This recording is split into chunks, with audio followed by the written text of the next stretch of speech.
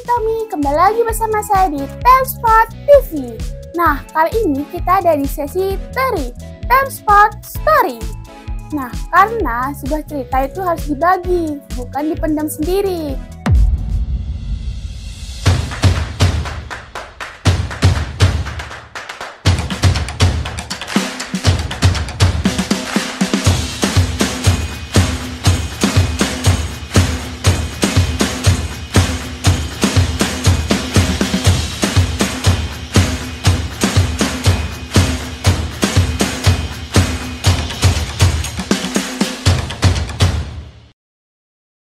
Nah, di episode ketiga kali ini, Mas Angga bakalan ngebahas lika-liku perjalanan Timespot Tom.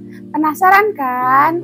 Nah, jangan lupa like, comment, share, and subscribe. Sudah? Oke, let's check it out. Assalamualaikum warahmatullahi wabarakatuh. Halo Toms.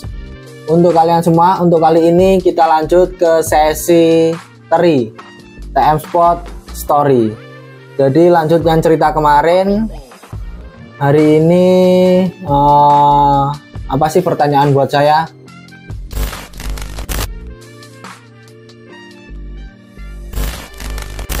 Soal lika-liku Timespot, kegagalan pertama ya. Kegagalan pertama itu ya ketika saya sebelum dirikan custom jersey sebenarnya. Jadi itu yang membuat storytelling, ibaratnya cerita saya dulu kegagalan pertama ketika jual produk, terus tahu sistem nitip barang, terus percaya kepada orang, tim produksi, habis itu kena tipu.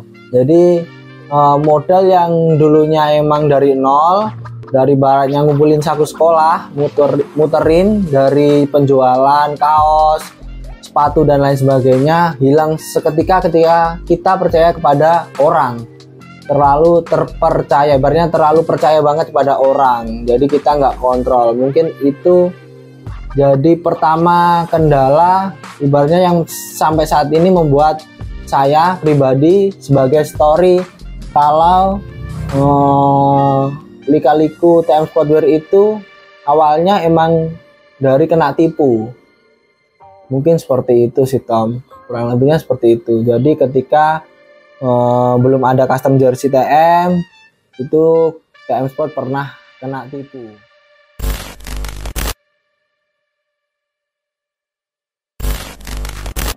Timespot Wear di saat jatuh pasti ada juga di saat naik.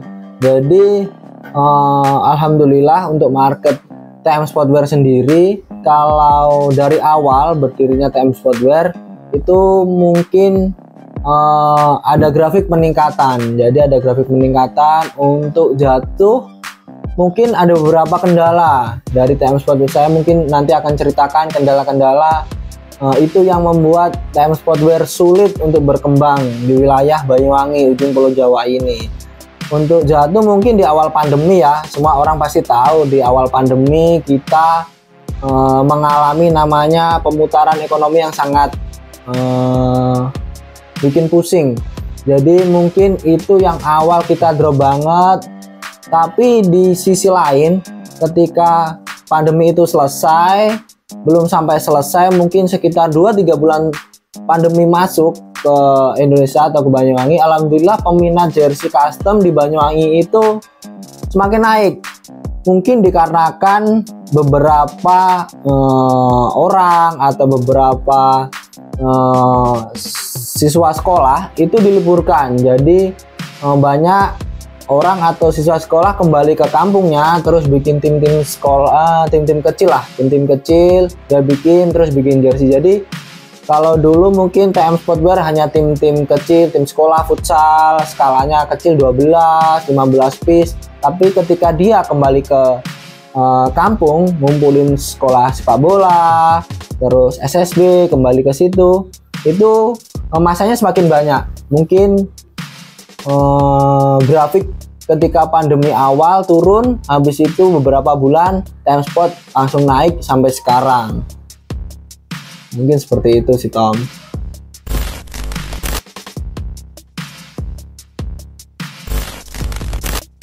Tantangan terberat mendirikan custom jersey. Kalau dulu di 2017-18, menurut saya karena masih nggak ada vendor yang sekarang jasa Sublime banyak, itu dulu sangat sulit ya, apalagi di wilayah Banyuwangi, ujung Pulau Jawa, kita terbatas dari segi SDM, pengetahuan, terus era. Jadi mungkin wilayah 2017, 2018, wilayah seperti Bandung, Jakarta itu udah mudah banget cari vendor-vendor custom. Jadi dekat, kita mau Sublime, lebar Sublime, ada jasa tempat orang jahit. Cuma kalau saya dulu 2018, saya juga ambilnya dari Bandung. Jadi custom desain dari sana, terus kita produksi packing di sini. Jadi mungkin itu lumayan lama gitu kendalanya. Cuma kalau kendalanya dulu dibuat sekarang, ibaratnya di sini itu kita juga harus nyiapin tim development jahit sendiri, tim desain jahit sendiri, punya mesin printing sendiri, punya tempat ibaratnya untuk satu atap semua bisa produksi sendiri. Jadi banyak divisi, nanti bisa saya jelaskan tiap divisi itu ada beberapa ibaratnya job desk yang harus dikerjakan. Jadi emang panjang sih ceritanya kalau jelasin satu-satu. Mungkin di next episode saya akan jelasin gimana prosedur pembuatan custom jersey sesuai emang sebagai titik ibaratnya konveksi atau garment lah nyebutnya. Jadi fokus satu bidang custom jersey. Cuma kalau untuk tahun ini semua orang bisa buat custom jersey, sangat mudah bahkan. Jadi saya punya kenalan, punya zonasi tim-tim futsal, tiba-tiba saya punya brand, ibaratnya punya brand, tinggal tempel brand. Terus saya jualin ke teman-teman saya yang punya futsal tanpa kita mikir produksi. Itu juga bisa banget. Termasuk TM Sport juga menyediakan seperti itu sebenarnya. Jadi vendor-vendor yang mau rebranding biasanya TM Sport juga melayani. Cuma bagi kapasitas untuk kalian yang benar-benar mau join jualan jersey dengan loyalitas yang tinggi, tentu saja seperti itu. Jadi untuk custom jersey untuk tahun ini sangat mudah, siapapun bisa buat brand custom jersey, soalnya eranya terlalu cepat menurut saya. Jadi wilayah Banyuwangi alhamdulillah udah banyak ibaratnya teman-teman yang punya brand custom jersey. Tentu saja nanti untuk brand-brand itu saya sangat senang sekali sih kedatangannya. Jadi memacu kita untuk berpikir lebih kreatif lagi. Mungkin itu sih.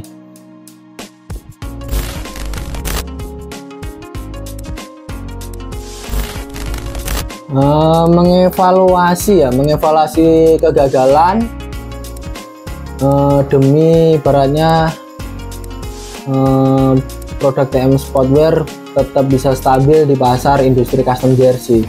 Jadi sebenarnya TM Sportwear itu dijual harga yang murah juga nggak murahan banget. Jadi kita masih ada batasan, kita harus terjun ke harga yang murah tapi juga nggak murahan banget. Kita ada sisi jual dengan harga yang mahal dengan kualitas yang kita tawarkan. Mungkin dari value yang kita berikan sih sebenarnya, dari pola reglan yang kita modifikasi, terus dari garansi yang kita berikan. Jadi garansi seumpama ada reject dari size kebesaran, kekecilan, kita garansi ganti baru. Terus mungkin ada cacat produk, kita garansi. Ketika ada tambahan restock, tambahan dari tim D1 atau 2 pemain, itu kita bisa layani dengan baik, artinya dengan cepat, nggak nunggu berbulan-bulan untuk tambahan. Terus untuk value yang lain mungkin ya dari segi keringanan, mungkin kita DP custom jersey cuma 500.000 untuk memudahkan kalian. Habis di DP kita produksi, kalian bisa menabung setelah 10 hari timeline untuk kita produksi. Itu waktu pengambilan harus pelunasan. Itu sih mungkin itu. Jadi ada beberapa, mungkin biasa ada kita diskon, ada free rompi, free polo shirt, free jersey official, ban kapten, bendera dan lain sebagainya.